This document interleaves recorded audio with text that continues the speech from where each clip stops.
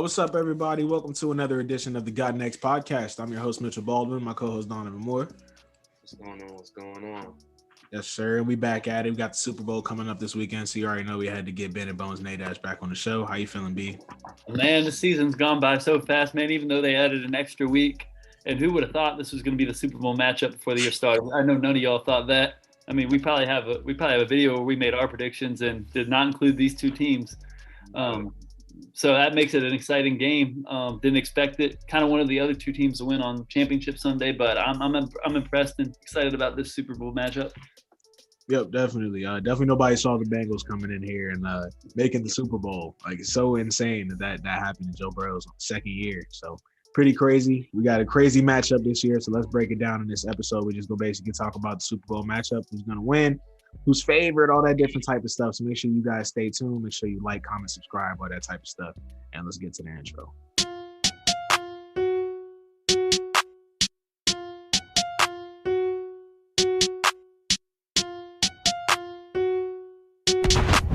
You ready to play, boy? Yo, turn it up, Slay. I can't hear nothing.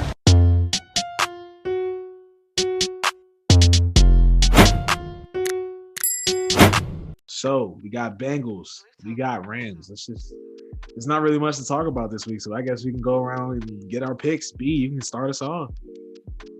Yeah, well, both of these teams had, pretty impressive journeys to the Super Bowl. Obviously, I said, no one expected these two teams to be in the Super Bowl, but less so the Rams. I think a lot of people thought the Rams would be contenders and possibly / probably get to the championship game. But I think people thought it would be too much of a hurdle for them to climb to beat both the Bucs and the Packers.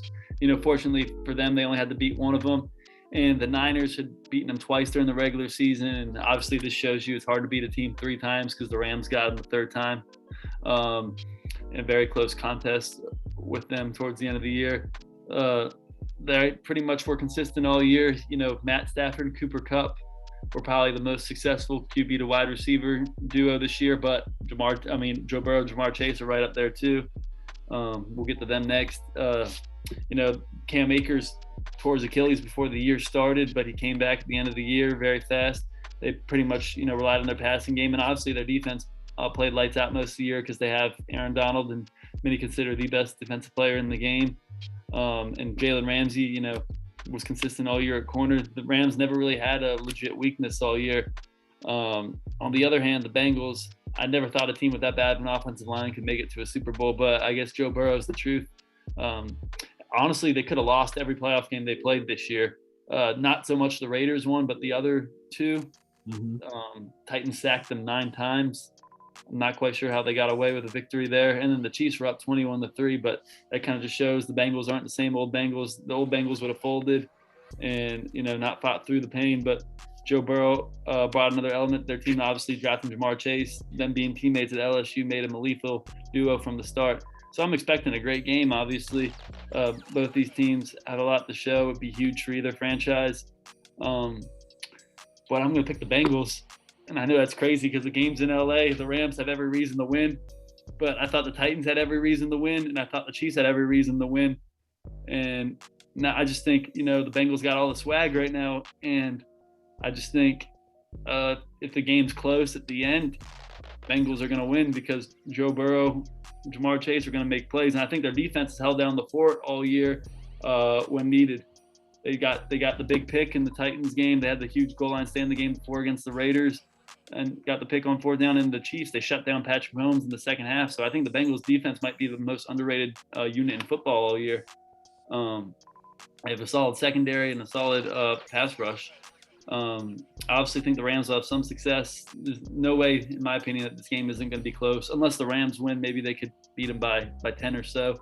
But I expect this game to be close, and I just think the Bengals will make the plays at the end. I think it's awesome that Matthew Stafford made it to the Super Bowl. I want to say this is 13th year in the league, 12th or 13th year in the league, and he had never won a playoff game before this year because he spent 12 years with the Lions and made the playoffs 3 times, went 0-3. Now he's 3-3 in the playoffs after 3 playoff games with the Rams. So pretty great. It goes to show you what Sean McVay can do with an experienced quarterback with talent.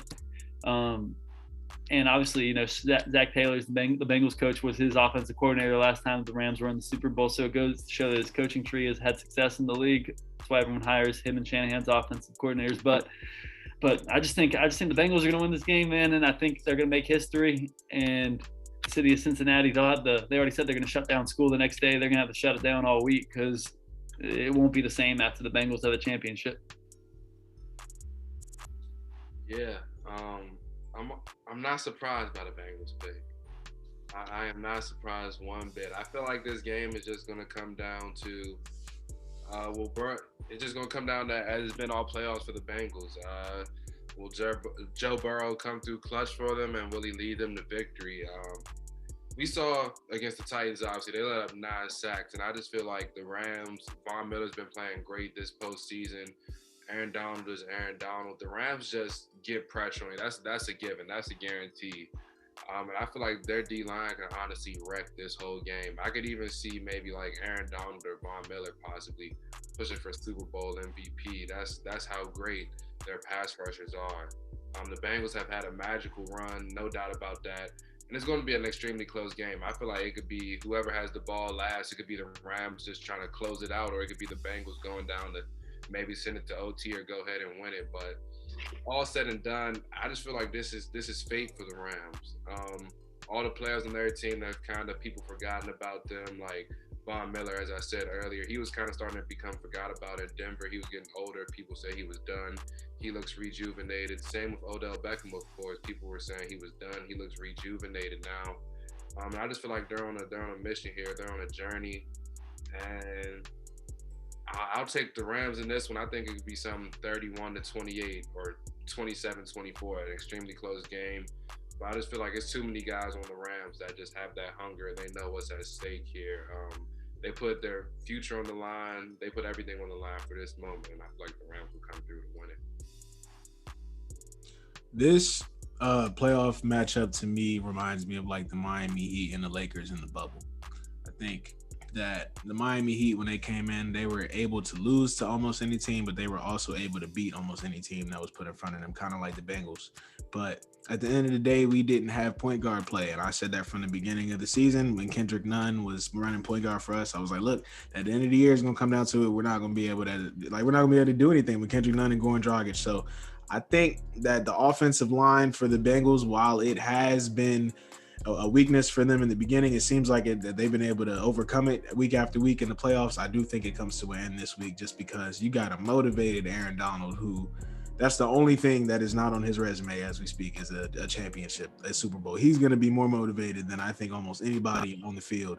And that's scary for the Bengals, who have an issue, of course, with their offensive line. So they got Jalen Ramsey, man. They got, like I was talking about it just weeks ago, man. They have so many dogs, so many weapons on both sides of the field. And it's just, I think it's just going to be too much for the Bengals. Like, even though that they are a good team, they got heart, like they got swag, they got all those intangible things. I just don't think that they have enough talent to win this game. I really don't. Joe Burrow is good and all that. I think that the Bengals have just arrived probably a year or two earlier than I expect them to actually be able to have enough to win a championship. So I'm going to rock with the Rams here. I do think the Rams are just they're kind of destined to win it this year. I think that they have everything going in their direction. Odell Beckham, like you said, has been rejuvenated. You got a 99 overall in Madden and Jalen Ramsey, bro. It's going to be crazy. It's going to be a hard game. Jamar Chase might get locked up, and I wouldn't be shocked to see that. So I'm going to rock with the Rams this week. I had a question because I didn't know this. Is Cooper Kupp a 99 in Madden? Because he's not.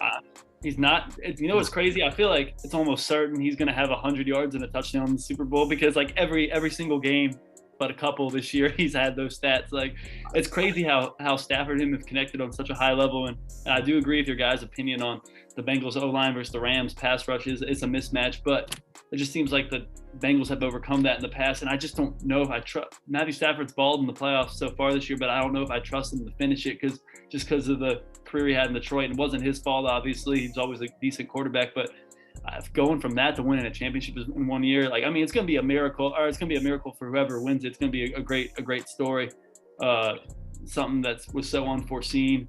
But I mean, I just am going with the team that's hot right now, and that's obviously both of them. But I think the Bengals have a little more swag. But I mean, that's also would be happy for the Rams if they won it. Like you said, I think Sean McVay said before the year started, he said, "Shame on me if Aaron Donald never wins a championship." Like, so I think he knows they know they got to deliver in this game too. And I think the Bengals, I put it this way: if the Rams lose the Super Bowl, they should still be good next year. But I do think like the Bengals losing the Super Bowl is less concerning than the Rams. The Rams should win this game. They should. This is their second trip to the Super Bowl in 4 years with majority of the same team, but a better quarterback. Largely. Agreed. Definitely, the bigger disappointment would be if the Rams lost than if the Bengals. Yeah, and they had the game at home too. Remember that?